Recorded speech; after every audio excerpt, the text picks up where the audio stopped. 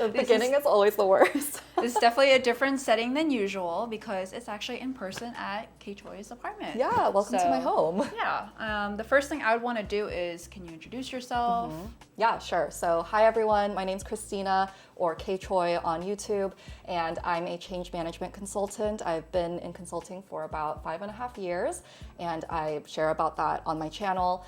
And prior to consulting, I was in public relations for a few years and then got my master's in management in London. So made that switch into consulting. And I think we're going to talk about change management in particular, so I won't go into that right now, but that's a little bit about me. Yeah, and you can probably tell from the title, today we're going to talk about change management in tech specifically, or tech consulting. But one of the things that I want to talk about is that I've been on projects where there's a dedicated change management consultants, but at the same time, I've been on projects where we had to be the ones that consider change management. So because of that, I think every single person that's interested in tech consulting, or even tech, because it's just an area that people should consider this, on actually incorporating some of these techniques, best practices, tips in your actual day-to-day. Whether you're not in like a tech company or a consulting firm, tech consulting, management consulting, like literally any type of role, because nowadays everything touches tech. So you kind of have to, you're kind of forced into it.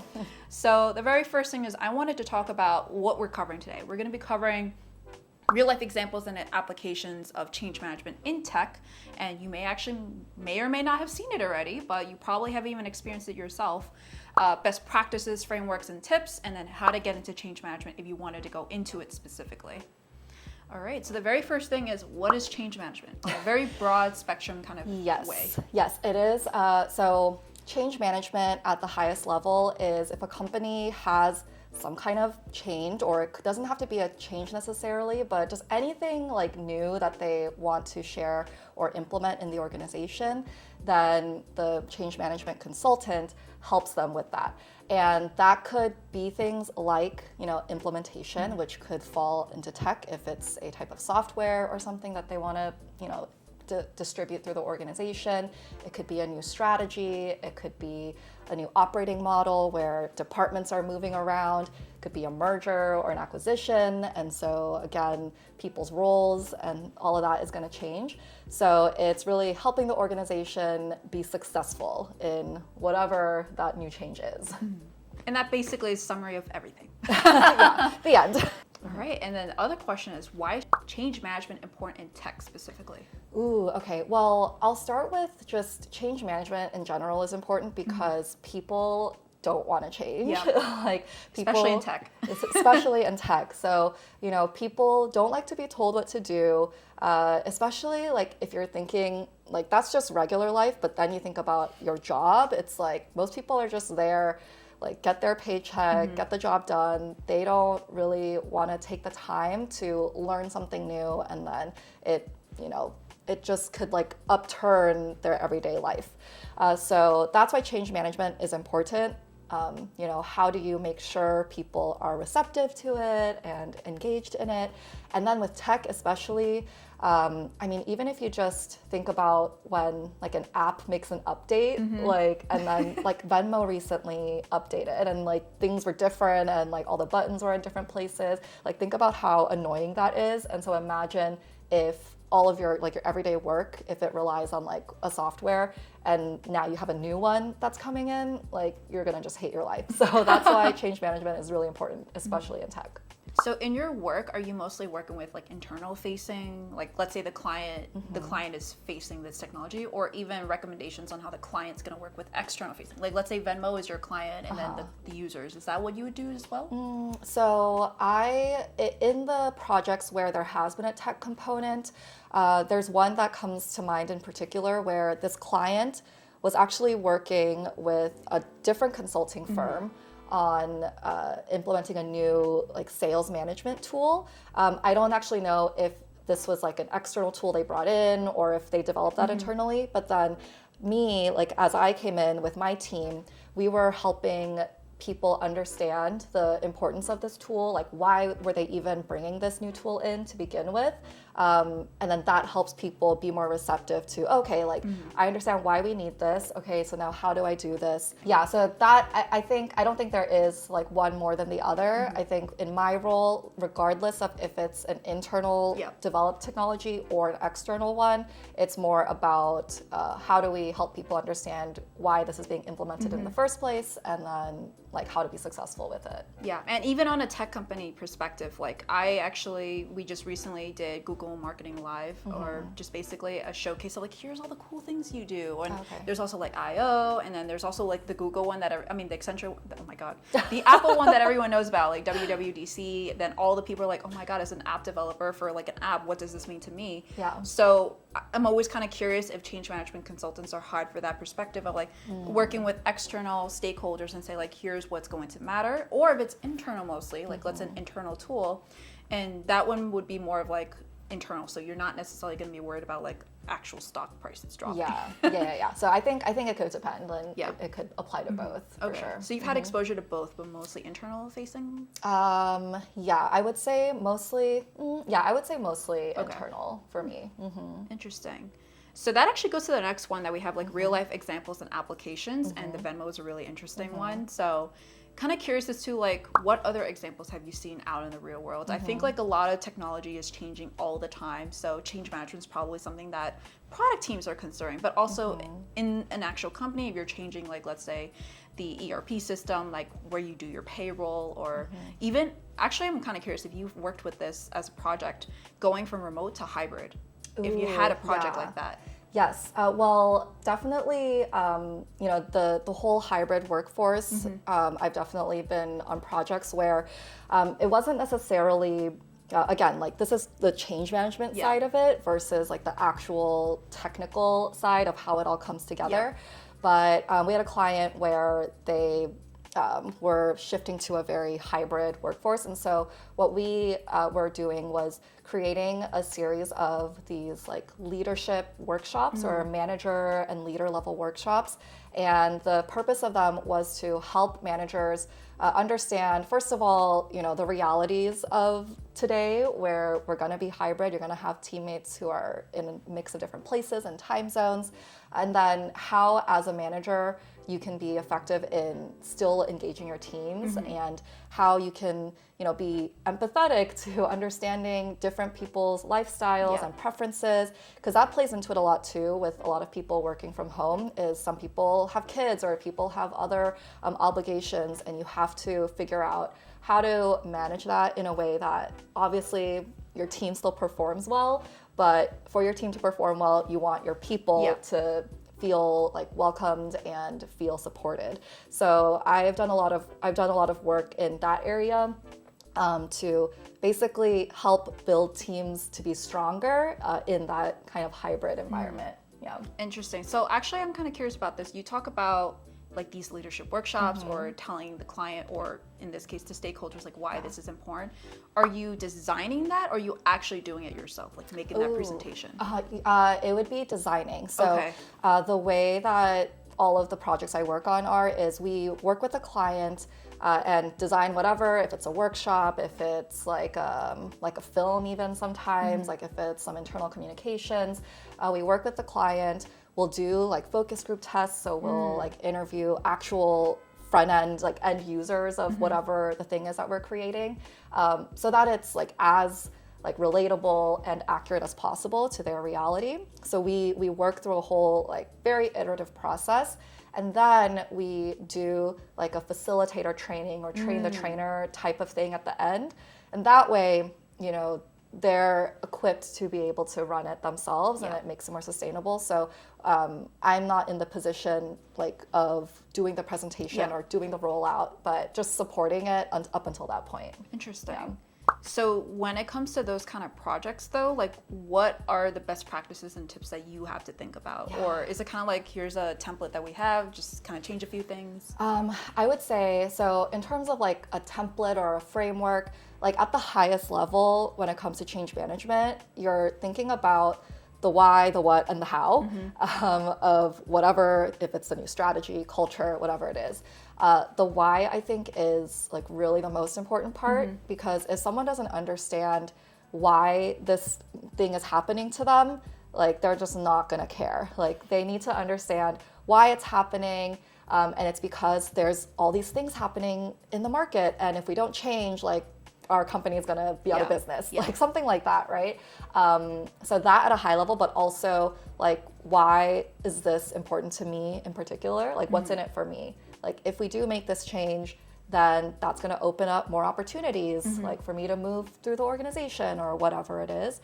So that's really the most important part. And then when it comes to the what, which is like what it actually is, like we are changing our strategy and now we're gonna be diversifying into this other line or whatever, then that's just about explaining it in a way that's very clear, and it's not just like a bunch of slides like, here's like where we're going, okay, cool. Like doing it in a way where it's like more fun and engaging. That's where sometimes like films or workshops come in. And then when it comes to the how, that's like how it actually comes to life. And so that could be super high level, like what are behaviors we need to have, like we need to be collaborative or innovative or whatever applies, all the way down to like how it comes to life in your role. Like these are your responsibilities in this new like organizational structure. So that would be at the highest level, kind of the framework that you're following. And then in terms of like the work that I do specifically, it is pretty custom, like to the client. And so out of curiosity, like let's say, for example, you're talking about change management at a tech company or just at a company, period. So how exactly do you even approach that? Are you talking to the stakeholders and trying to figure out like, why are you doing this and what's the importance of doing this? And then trying to relay that message as much as possible to the other stakeholders in a way that makes sense to them? Yeah, basically. So in a lot of projects, we start off with interviews. So interviews just from people that are close to whatever the work is. And so that helps us get a picture of, okay, like what's the current state like of what's going on? So whether there's some things going on in the industry, in the market, like we can get a sense of that. We're basically figuring, like getting the why, what, and how perspective, like directly from the people. So we definitely start there. And then again, it's very like a very iterative process where we like keep coming back. We usually have a group of like subject matter experts, just like people that are close to the content that we're working with. And then again, later in the process, we'll probably take it to a focus group where we can test out some of what we're working on. Okay, and how much of change management, or at least like your type of role, would inform the implementation of whatever they're doing? Like let's say, for example, maybe there's a lot of tension with a particular group that says, we don't like this because of X, Y, and Z, and it's a valid response. Then would you go back and say like, hey, this is what we've gotten. Are you going to consider this kind of thing? Or is it kind of like a reactive way, like how do we convince this group that this is going to help? I don't know if I've run into that specifically, but if that did happen, it would probably be trying to figure out like how to convince that group. Because I think, and I say that because there's always going to be a percentage of people who just aren't willing or open to it. I guess like in the situation you described, like if there is a really valid like reason for that, maybe we'll explore it. But then in general, I think where my role sits is usually like the change or the strategy is already decided, and then we're helping to figure out how to best engage people in that. Now that's for like implementation work. I also sometimes do work that is more at the C-suite level, and we're building strategy at a high level with them. But when it comes to implementation, kind of already decided. But then we're trying to figure out how to communicate it in a way where people will understand it and like be on board with it. It kind of seems like you can do like a lot of what you just mentioned is what I had to do as well as a tech consultant. Like let's say, for example, Workday Financials, we're working with just the key stakeholders for designing it. But then after that, we have the training portion of it of like, here's all of the 500,000 people we're going to work with on how to create an expense report, which oh my gosh, is like, okay, now we have to do trainings, and sometimes we do videos, sometimes we train the facilitators to train the people. Exactly, yeah. And so that's why I always got a little bit curious about change management, because I've been in projects where there's a dedicated change management consultant, and that's usually with a bigger company.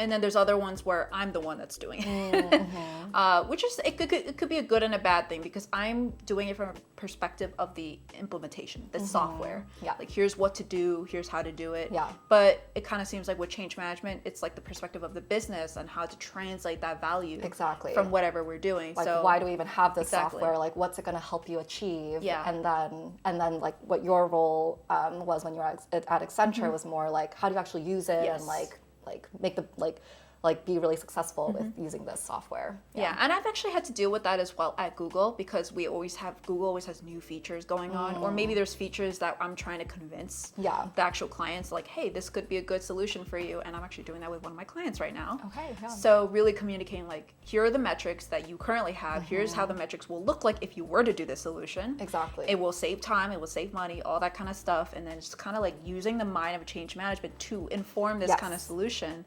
So no matter what, change management's around us, whether it's like at the origin of the project or even at the very end of the project or even during the project, because you always have to kind of take those notes down of like, here's what I've noticed and then here's how we need to resolve that problem or issue. Yeah, and it's, you know, you were mentioning like, you know, here's what the metrics will look like before and after, like data is really important. And if someone sees like, oh, like you're gonna be like 10 times more, like whatever, like that grabs people. Yeah. So there's data, and then there's also like, you know, the emotional side of it of like, oh, you're gonna spend like less time on this thing. So you wanna combine all of those things to make it really compelling for people. So one of the things I wanted to talk about change management is what made you decide to go into change management as opposed to a role that just has change management, kind of like what I just described? Yeah, that's really a good question. So as I mentioned, like in my intro, I worked in public relations for a few years. So I majored in English in undergrad, and then I like didn't really know what I wanted to go into, but I fell into PR, and it was a good fit because you have to do a lot of writing and communication when you're in public relations. But I just wasn't really fulfilled. I wanted to be like a little more strategic, just like at the broadest sense. And so that's why I was interested in going into consulting. If you watch the video on my channel, we talk about how consulting is just a really good stepping stone to get into other things, and you get exposure to a lot of stuff. So that's why I was interested in consulting, because I didn't have any business background, and you don't need a business degree. In consulting, there's people with humanities and science and all types of degrees, or no degree at all, as we talked about earlier. So, but I just personally like felt like I would feel more confident if I had a business degree. So that's why I got my master's in management, and then I switched into consulting. I was open to all different types of consulting, but change management, and specifically like the company that I ended up working at and I'm still at, is very people focused, because as we were just talking about, like you're almost trying to tell a story of why something is important to the company and to your role. So telling that why, like telling that story, engaging people. It's also almost like I went from external communications with PR. You're like telling people and like consumers why they should be interested in something, into internal communications in a way where you're communicating to leaders and managers and frontline about this new strategy or culture. So that, I would say, is why the type of change management that I do is such a good fit for like my skill set and my personal interests. Yeah. I feel like change management does it fall under management consulting? Yeah, I would say so. Yeah, it's interesting because there's also change management. I think like what you would see, I don't know, like in media, but like what people think of when they think change management is like, oh, PR. you have to like, Think of a PR. That on the external side. Yes, that, and then also like firing people and like that kind of thing. Like, oh, like your move, and like that could be an aspect of it if there's a reorg or something. But that's not the, like mergers and acquisitions and like reorgs are not the only type of change. There's tech that gets implemented, right? And then there's, sometimes it's like cultural, so it's very broad. All right, so for people that want to get into change management, either as the role itself or in a role where it does touch which basically is everything. Yeah. So you kind of explained your journey here, but for anyone who right now wants to get into change management, what could they do, or what intentional steps they could do to get into the field? Yeah. I mean, I think in terms of if you're like still in school, like obvious things are like doing internships, or even if you're working, like even if you're in a club or something and you're in like a leadership role or just a member, like, you know, your club could also go through something that like needs change management. And so like look for those opportunities. Like it's everywhere, you know, like if something is, if there's like a new, you know, process for something, or even, I could even think like if there is like, you know, an event and it's like the first time the event is happening. Yes. You know, and like getting people excited about it and like why we're even holding this thing. Yeah, I would say like look for those types of opportunities. I think if you are going into consulting like as an experienced hire, same thing. Like you can find those types of things in your role.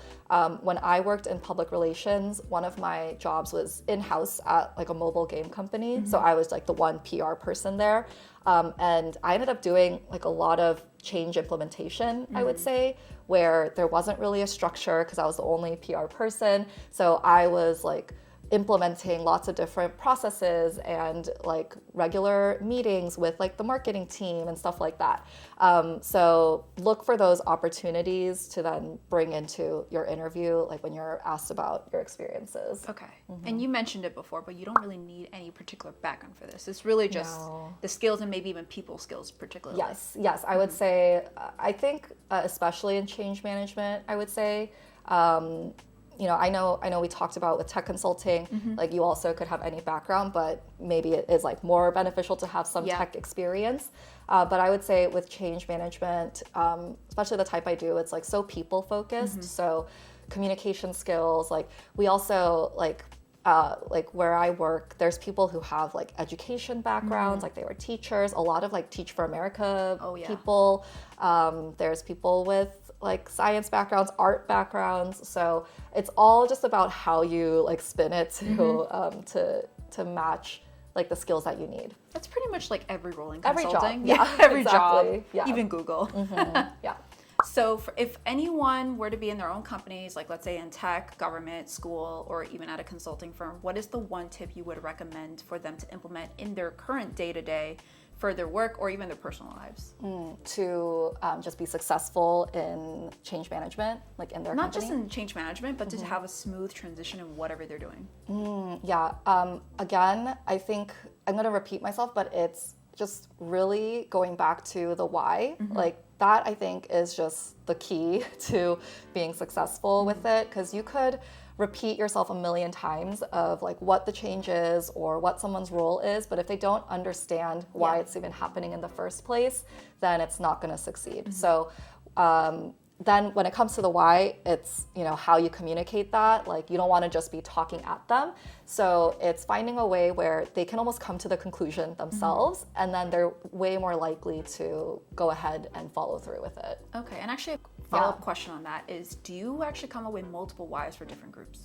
Ooh, yeah, I think you could. I think that there's generally a why for the company as a whole, but then there for sure are different realities that like different functions might have. And so as much as you can tailor it to the different groups, then you'll be even more successful, I think.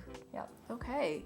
So that is pretty much all I have for the content, but do you want to talk about your channel? Like who should go to your channel? Why should we go to your channel? Sure. So again, I'm KChoi on YouTube, and I post videos about my life as a consultant. So I do a lot of day in my life and week in my life videos. I also do just general tips about consulting and career. And so if you're interested in any of that, not just consulting as well, because I like to do career interviews on my channel of different industries, so you can go check those out. And then I live in New York, so I like to share about my life here, and also love travel like Christine, so I like to do travel videos as well. So kind of everything, but just come check it out. Would love to welcome you there. I'm definitely using her Puerto Rico vlog. Yes, she's going to Puerto Rico next year, and I just went, and I put a Puerto Rico guide, just a little plug for great that. guide. Yeah, so go check that out. Are you on any other platforms or just YouTube? Yes, so you can find me at Kristina Choi on Instagram. That's my main ones, Instagram and YouTube. On Instagram, I've been posting more about running. I'm a runner as well. I'm training for. You did a half before, right? Yeah, I've done 4 marathons. Ooh. And then a few half marathons. So I'm training for the New York Marathon this Nice. year. So on my Instagram, you can expect to find a bit more running content. So a little something for everyone. Yep. All right, so definitely go over to her channel. She also interviewed me about tech consulting, so you may want to go there for any other tidbits that I haven't previously covered, which there's a lot. Yeah, great. Thanks for having me. Okay, thank All right. you. Bye. Bye.